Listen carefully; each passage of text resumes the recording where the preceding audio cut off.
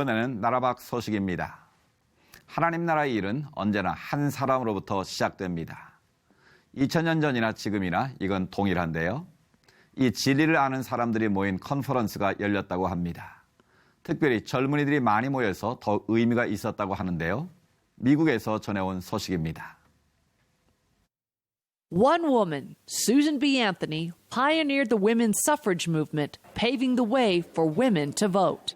She had that warring inside of her, but nevertheless, she still was willing to push forward and fight for something that we get to appreciate today a lot. One woman, Mother Teresa, followed God's call to help the poor, changing lives forever. But as far as Mother Teresa goes, it's so exciting to you don't have to do a lot of different things, but God wants us to live outside of this building. God wants us to live outside of what our comfort zone might look like. God wants us to live outside of what the normal looks like. And so we don't have to do a lot of things, but it's an opportunity to show a love that a lot of people don't ever get to experience ever. A lot of times we think, the people that were being the one, that's something significant they did, but we think, maybe when I'm 25, when I'm 30, when I'm 35, when I'm 50, and we forget that, God is not looking for someone of a certain age. He's looking for the willing vessel. Hearing these stories makes me feel I need to do them now.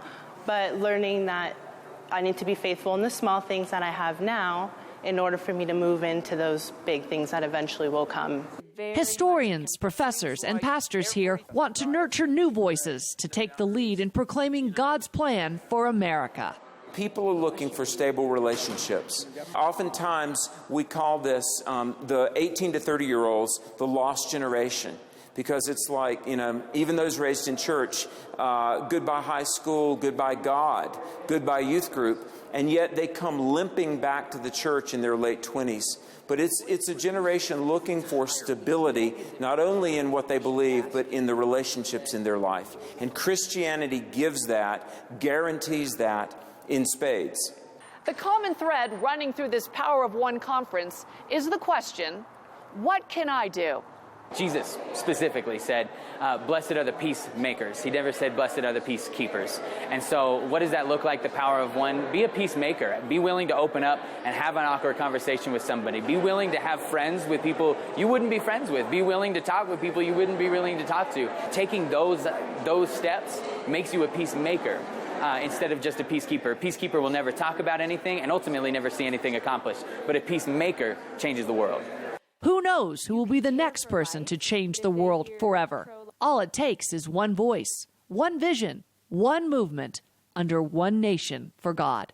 In Colorado Springs, Stephanie Riggs, CBN News. Gibson told Lori that the movie focuses on what happens after the crucifixion of Jesus, as was shown in The Passion, and he says it will be a major project. Of course, that's a huge undertaking. Yes. And, it's not the Passion, too. I mean, it's called The Resurrection. That's right. And That's right.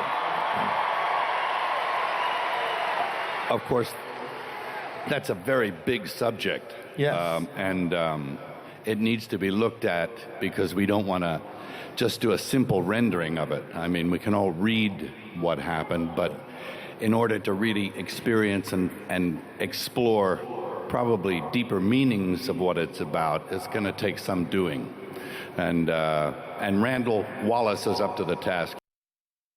Fed 3 times a week from the large batches of soy milk. The families are also given training and health and hygiene tips, and education is provided for the children. Orphans Promise hopes this will change the conditions in Myanmar so that children can reach their full God-given abilities.